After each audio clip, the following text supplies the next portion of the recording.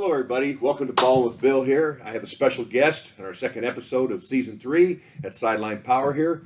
He's a fine gentleman, a very good football coach. Has done a wonderful job at Roncalli. Tom Kassing. Yes, sir. Welcome to the show, buddy. How you doing? Thanks, Bill. Good to be here. Yeah, it's great to have you.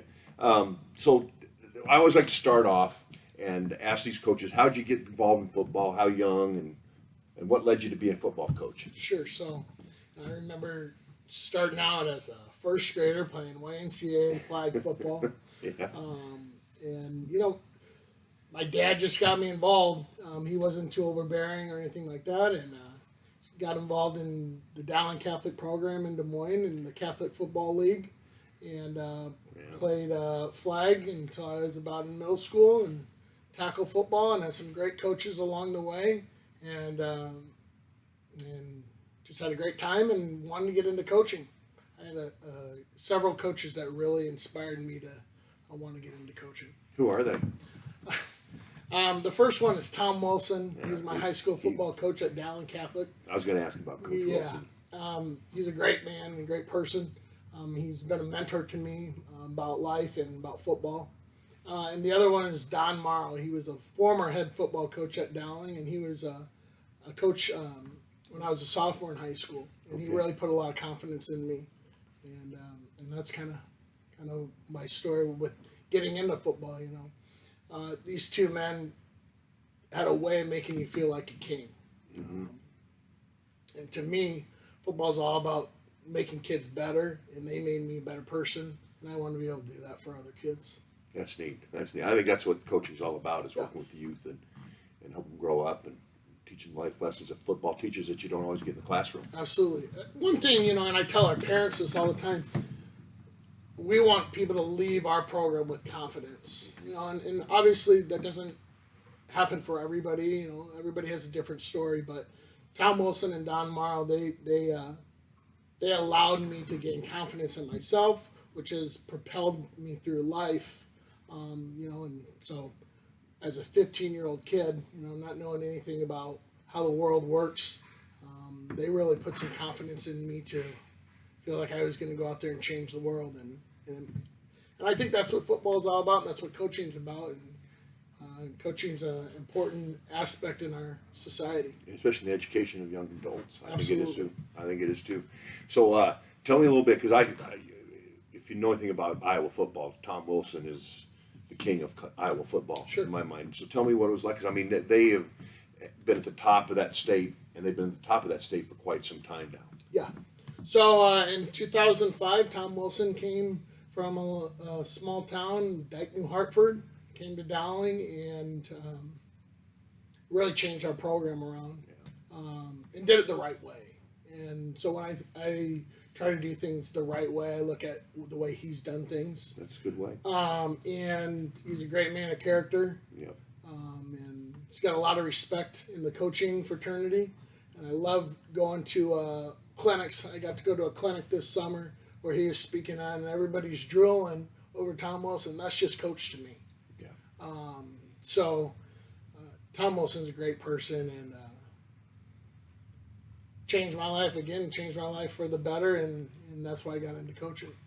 Dowling was really good at the end of the 90s, and then we kind of dropped off. And then Tom Wilson came in and changed the program, changed the philosophy, changed the culture.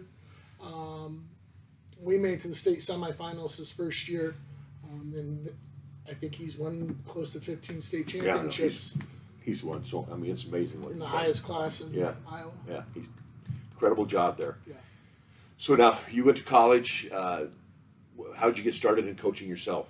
You graduated, got your education degree. So how'd you get started? So I went to Loras College for a year to play college football. Okay. And as people find out quickly, is college football for them or not? It wasn't for me. Mm-hmm. I had a bad bout with kidney stones when I was a freshman in college, and that kind of sidelined what I was doing with football. And I transferred to UNO. Okay. And I got my degree in education and went to Roncalli for a student teaching position. And at the end of the year, they had a teaching position open. And I accepted it, and I got to coach under another legend, Mike Behrens. Oh, Bear. Yep. The Bear. The Bear. The Bear. So tell it was like that says me because Bear, I've known Bear since he played at Northern Colorado. I mean, he was at Northern Colorado before I even played at UNO, and so I've known him a long time. And so give us some Bear insight here. Bear is a lot of people tell real tough stories about Bear, and when I got there in 2013, Bear's a tough guy, but he wasn't as tough as he was in the 80s and the 90s. Yeah. Bear was big on toughness, Right. but he loved kids too. Oh, he did. So it was great to be under his leadership for the first, let's say, 3 years of my career, being an assistant for him. And then when I became the head coach, he stayed around for 2 years as an assistant, which for some people that might be a little bit weird, but it worked for us. Good. Bear's been a staple of our program. I always go to him with questions. You know, when I think the sky's falling, I call Bear. And now he's sitting on the lawnmower mowing the practice field right now.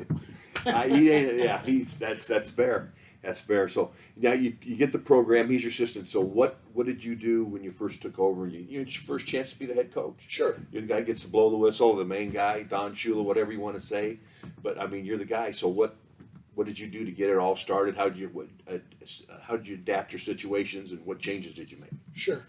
You know, when you take over a program and the former head coach is still on your staff, that's different from most situations. Oh, yeah. You know, some people say we want to change the culture or whatever, and I don't think the culture ever needed to change. Okay. We just looked at a few things a little differently. Right. Give me an example. Offensively and defensively, X's and O's. I'll tell you, if Bear was at Elkhorn High for the 80s and 90s, he would have won 5-6 state championships also. Yeah. You know, with the number of players and stuff like that. Well, they both run very similar systems. Yeah, absolutely. He and Wart went to college at Northern Colorado. Yeah, that's right. They did. They did. You're right. I forgot about that. You are actually right. Yeah, they were teammates. Yeah. But, you know, Bear helped us with the line. He was very important with the line. But the first thing we wanted to change, or that I wanted to change, was just our offense and defense, X's and O's wise. You know, we're not able to pound it down your throats, you know, stuff like that. So we kind of went to more of a spread look. So that was one of the first things I wanted to do. The other thing that, in my mind, I thought, wow, Bear, you do all these things old school. Everything was pen and paper, pen and paper, pen and paper. And I thought, oh, we're going to digitize everything. Yeah. And then I found out pen and paper works the best. So, you know, he had his reasons for doing that. Why is that? Why is it? You know, just sometimes, you know. My best thing is when you're out having a beer, you drop the best plays on the napkins. That's right. You know, the internet goes down, or, oh, I got to have this charge, or this isn't charged, or whatever, you know. Right. Again, we got lots of things from Sideline Power. But Bear did everything pen and paper old school. And so, you know, there's a fine line with taking things, putting them digitally, and keeping some things pen and paper. But that was, you know, one thing that I always thought, man, Barry, you're so old school. Why don't we do these things differently? And then I became head coach, and I realized, well, that's probably the best way of doing it. So just to change our program was just really philosophies, X and O's style. Mm-hmm.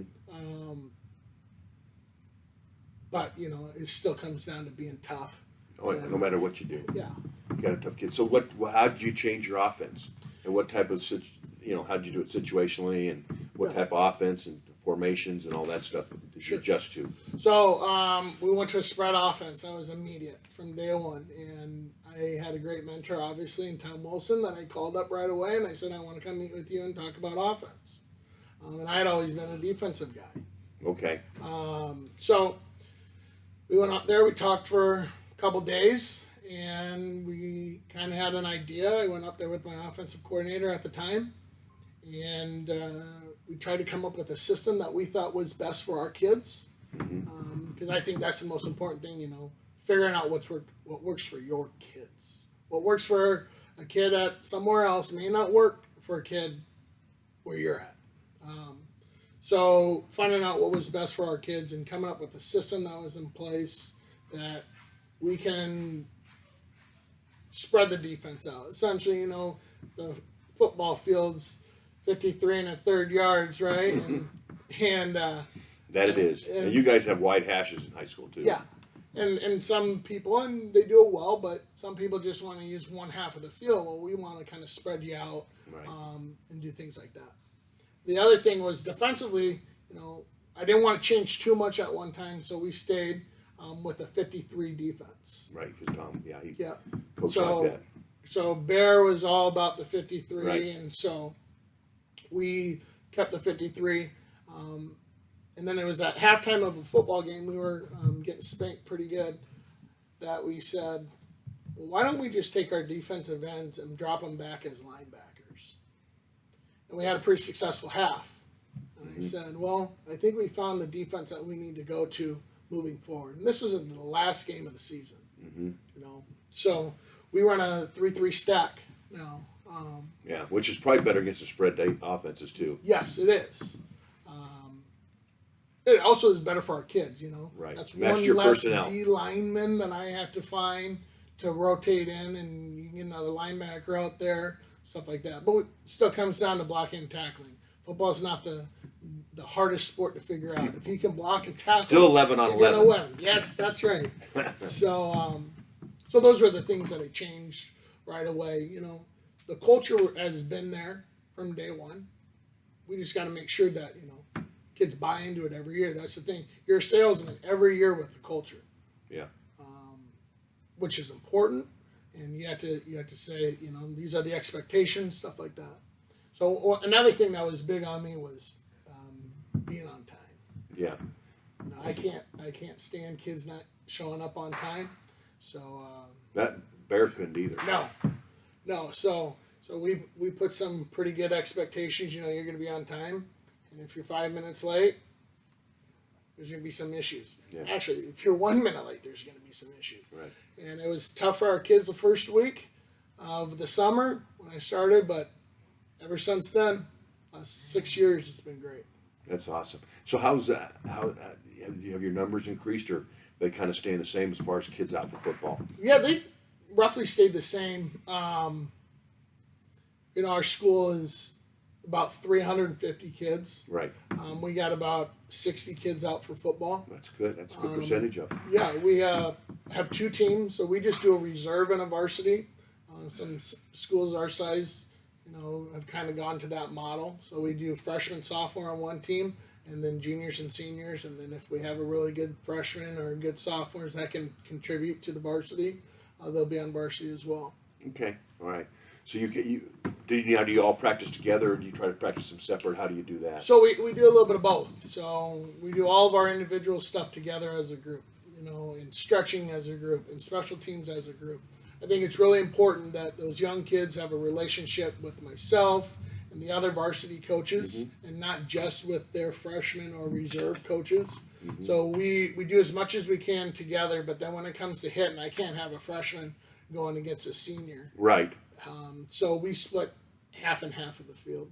And then they work their end. Yeah, we got a decent practice field in the front of our school. That you do. Yeah, so it's plenty of room for our 2 teams. That's super. Yeah. Super. And then if kid deserves to come up, you can usually move them up because they're out there for practice and all that stuff. Yeah, So it Billy's on the other half of the field. I can say, hey, Billy, let's go. Yeah. You're coming over here to varsity. Yeah. That excites them a little bit, especially if they're freshmen or sophomore. They'll get a pep in their step. Yeah, they do in a hurry. Well, we're going to take a quick break here, and we'll be back. We'll take a commercial break, and then we'll be back, Coach. Sounds good.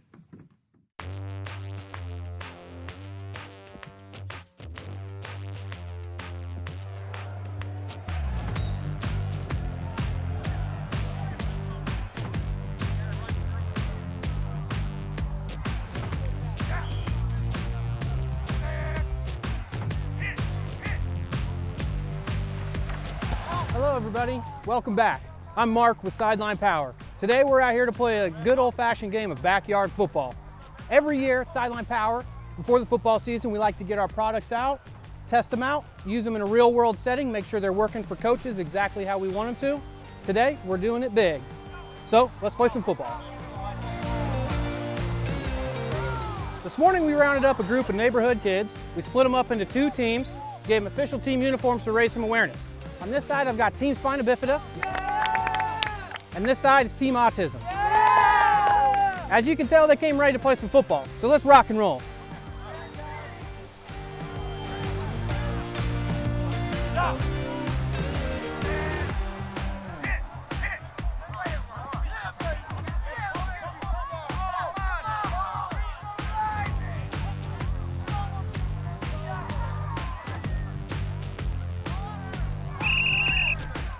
Keep an eye out for all the really cool sideline power products they're using. This game's pretty intense. What do you guys think?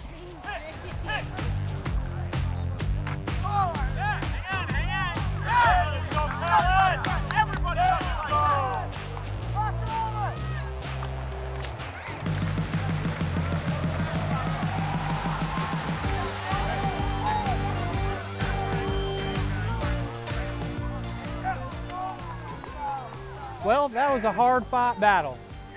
Both teams played hard. It came down to the wire.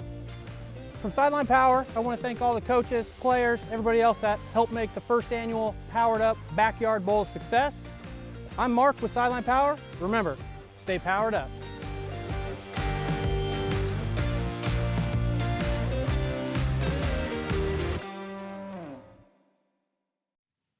Welcome back. I'm here with Coach Kassing from Roncalli. Next question I'd like to ask you, Coach, is okay, now you get your new season and all that stuff, and you've been practicing here, getting ready for camp. Who do you open up with? Scott Catholic. Oh, my. Good team. Good. Yeah. How are they looking this year? At their level, I'm not being, you're C1, right? We're B. You're B. So you are B. Yeah. It's the size of school you got in the B then, huh? Yeah. So we're the smallest in the I was B. going to say. Yep. That's impressive. Yeah.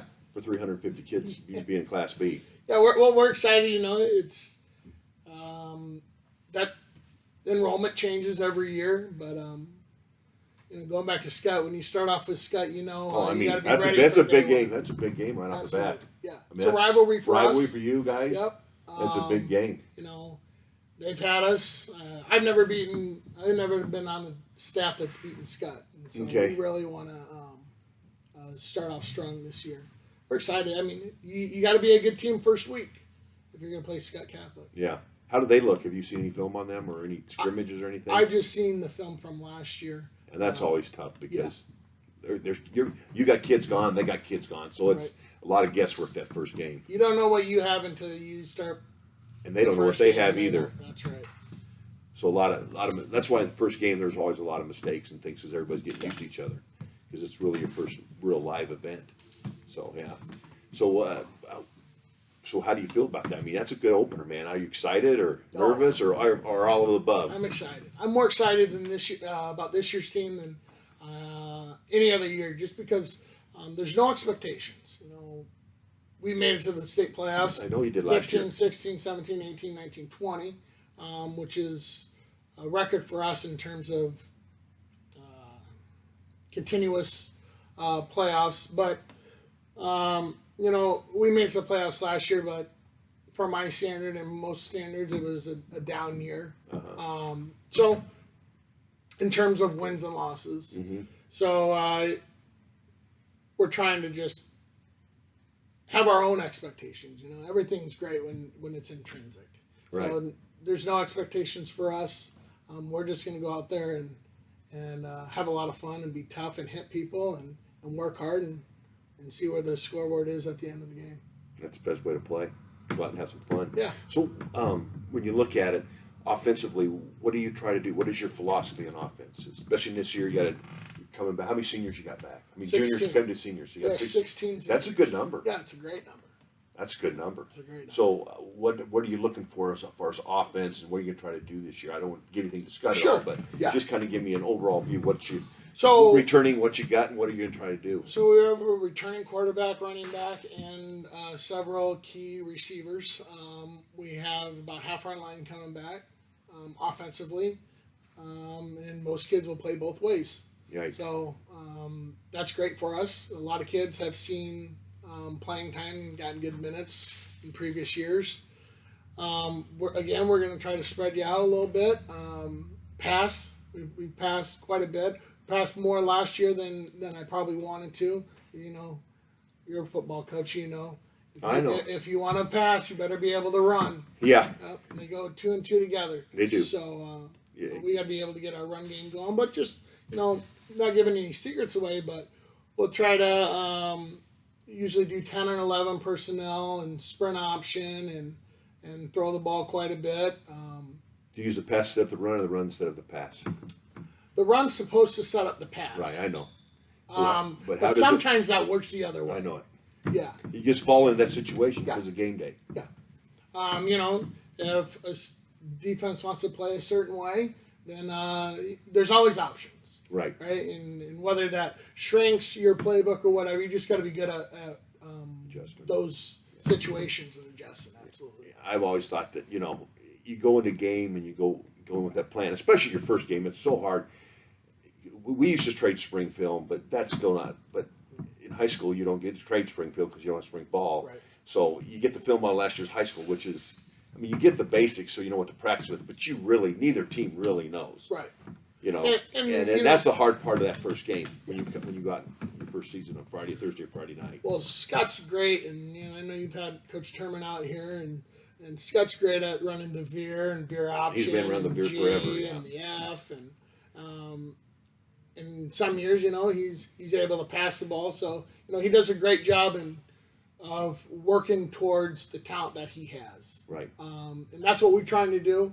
You know, figuring out what our players are good at, right, and then excelling at those things. You know, correct. The playbook can be this big, but if your kids are only good at this much, focus on these things and get rid of the other stuff. Well, Don Shula said one time, a long time ago, and you can't say anything bad about that man's coached through 4 generations in the NFL.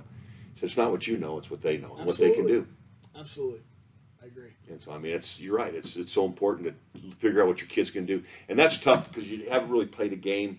And so you look at what you are now, and then look what you are mid-season, and because you will change because now you have live action. You have actual film to adapt things off of and look and see what you do even better than you knew you did. Right. You know, somebody once told me you'll find out the team that you have the difference between week 1 and week 2. Right. I agree. And I agree with that. Yeah. You know, it's great. You can do something week 1, but can you do it the next week and the following week and so on and so forth? So we're excited. You know, it's not like you're starting off with a cream puff playing Scott Catholic. You're going to know now, and you know, come Saturday morning, you're going to know where you stand and what you got to do to do the rest of the season, play the rest of your games, get ready for the playoffs, and all that stuff. Yeah. So I mean, it's exciting. You know, it is. There ain't nothing better than because you see where college is going. It's going to be like the NFL. I mean, it's headed that way. You can tell. Yeah. I mean, they got pretty much free agency with the portal. You got the A9 where you're going to make money. So you got agents involved.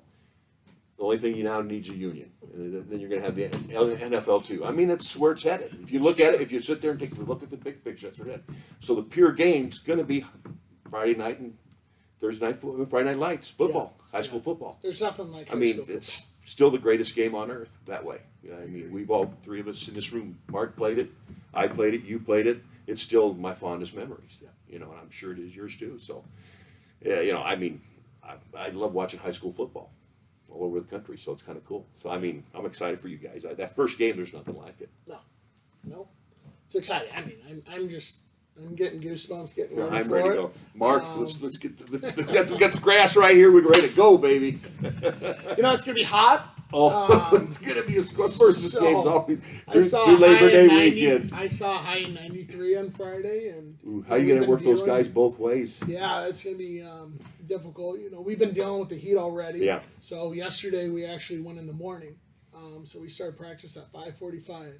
And there's no lights on our practice field. So we were stretching in the dark, doing a couple special teams in the dark, and then I said, boys, the sun will come up. So came up about 6:07, we were good. Yeah. Hope you didn't get hurt in them special teams. No. Oh man, it's not the see thing. So tell me about your seniors this year. Well, one thing about our seniors is they worked really hard last 4 years. They've been able to see our program go to the state semifinals, the quarterfinals. They've been a part of playoff teams all 3 years. They worked really hard to get better in all sports. All these kids are multi-sport athletes. At a school of 350, You're going to be in order for everybody to be successful, you got to be a multi-sport athlete. right. So we don't have kids that just play football. Right. Or we don't have kids that just do, quarterback stuff all year round. No, our quarterback plays basketball, has played soccer in the past. So our seniors, and they mean the world to me. I've gotten to see some of these kids. We have a junior pride program, and in the summer we start with weight training, with just basics, learning about the weight room. So I've been around them since they're in 6th grade. And that's the great thing about being at a smaller school, is you get to build those relationships with kids at young ages. Gotcha. And so, I'm excited for them. A lot of them have had brothers that have played for our program, and have been able to see them be successful, and I want them to go out the same way. That's awesome. That's awesome. Tell me about your junior pride program. That's interesting. Yeah. I'd like to hear about that. We have a junior pride program for a lot of sports. So it's basketball, trap shooting. Oh, you have trap shooting out there? Yep. Can Mark and I join the team? I don't know if you guys can hit a target. We give it an effort, brother. Cross country, cheer, stuff like that. So it's just trying to get kids involved with our school. But we have flag football K through, I think, 5th grade, and then tackle football. So they practice right after us. So we get to see them every weekday when they come to practice. Nice, so they're on our practice field. So our practice field really gets a beating. And it's grass too. So by October, baby. Yeah, it's get dirt. a couple storms. Yeah. So yeah, Bear won't have much to mow in October. he's doing his best mowing right now. That's right. So we really try to help the coaches in junior pride from a football aspect, in terms of, we want these kids to learn our terminology. So when they come to Roncalli, they know what we're doing.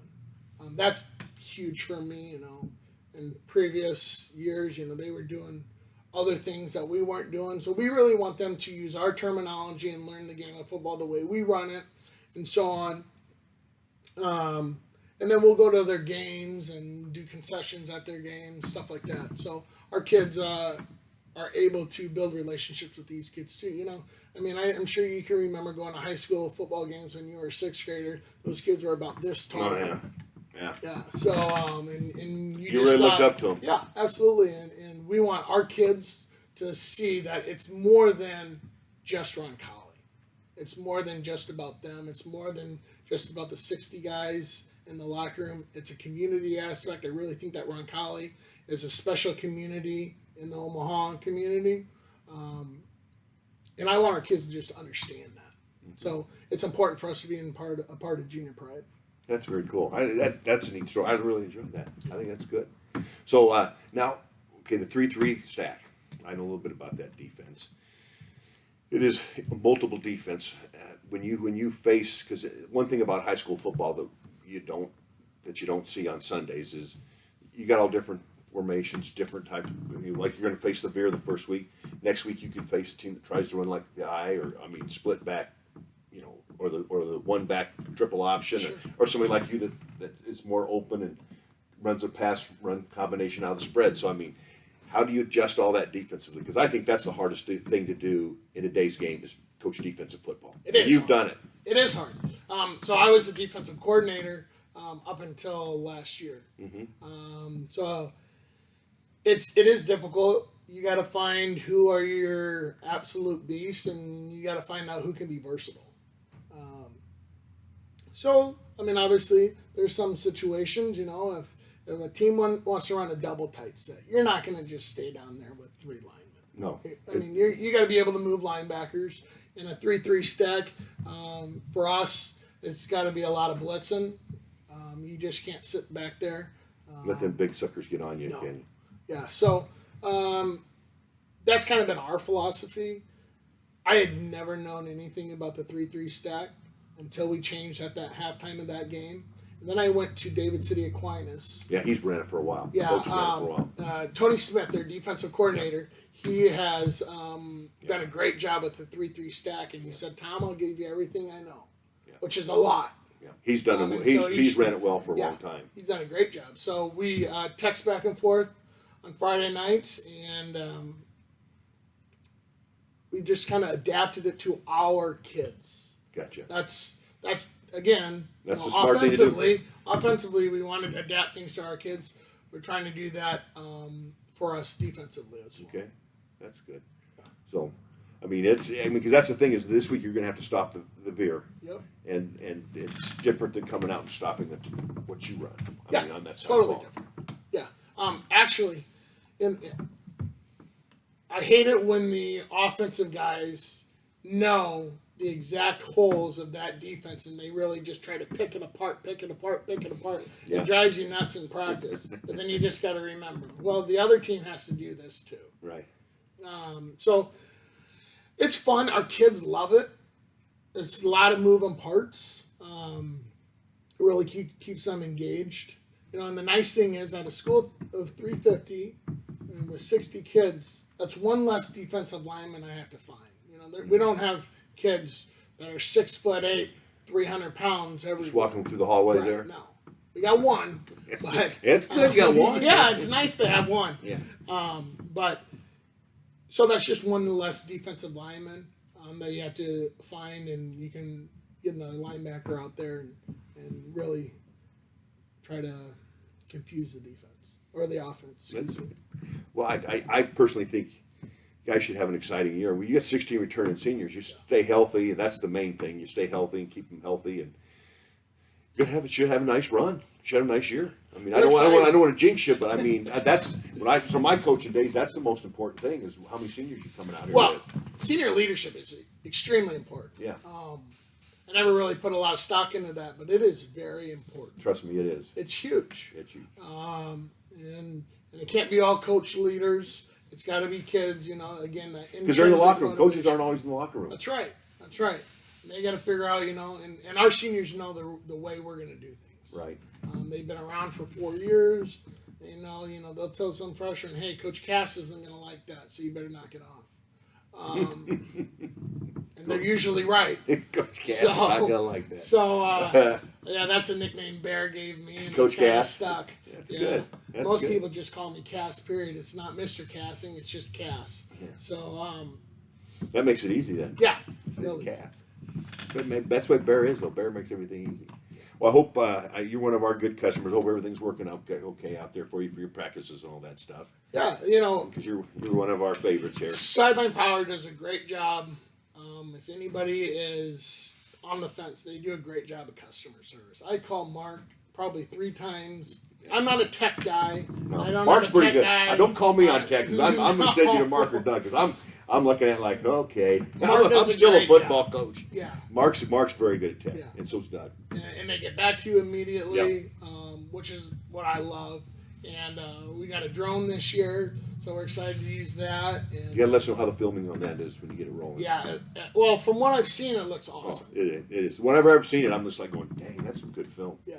So we're excited to use that, and we're excited about the season just in general. I'm too for you too. I wouldn't for sure you had 16 seniors, but I hear that's a good thing. Yeah. That's we're a good excited. thing. And they stay healthy and give you good leadership. So Yeah. we'll keep an eye on you. Thank And I'm doing a Friday night show, so we'll probably have you call in on it and let us know Okay. how y'all do and everything. All right. Anyway, I really appreciate y'all being out here, Coach. Thanks for having It was a me. great conversation, talking ball, and you coming out and spending some time with us. Sure. We always finish, I used to wrestle.